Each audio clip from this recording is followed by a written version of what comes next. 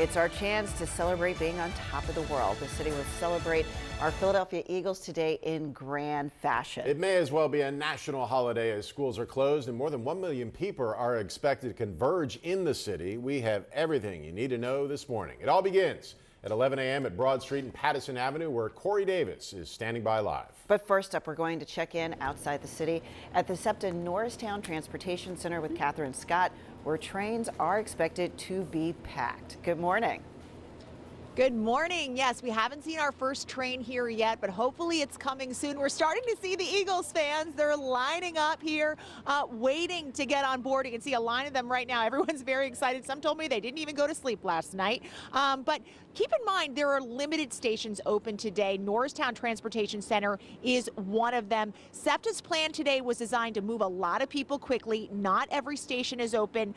This orange fencing, they've put it here along the platform, and they've added it for crowd control today. But keep this in mind. In order to take regional rail today, you must have either a loaded SEPTA key card or the one-day event pass. Those were on sale the last couple days, but you cannot buy the passes at the station today, and everyone will be pre-validated before they get on board.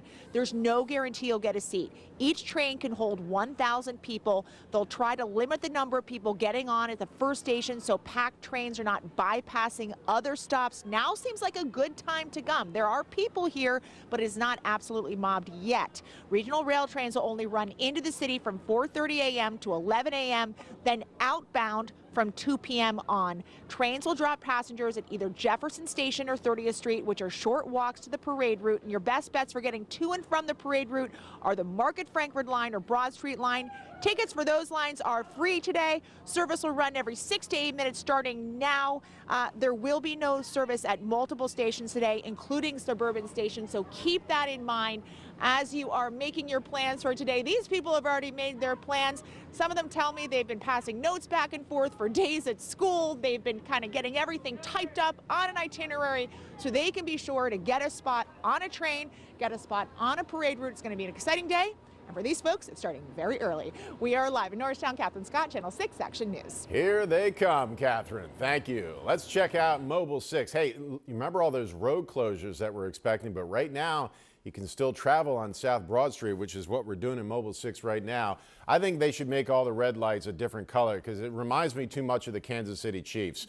But we're out there. The barricades are up. Yeah, zooming in a little bit. Don't see many people along the parade route just yet, but I'm sure that's going to change in the next few hours. Well, they say the early bird catches the worm, and these Eagles fans are proving it. The first people were camped out and ready to go down by the Art Museum yesterday afternoon. They are serious fans. Others followed overnight, and one thing is certain.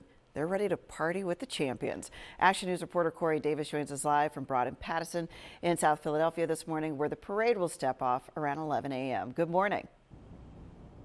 Tam, good morning. So here we are 6 hours before the beginning of the parade, and already people are starting to make their way out here right at the start, waving at the camera there, right at the start of where the parade is going to start here at Broad and Patterson Avenue. There are a lot of people over at the Art Museum steps where everything will come to an end, and want to give you a listen and take a look there at how they're celebrating out there right now.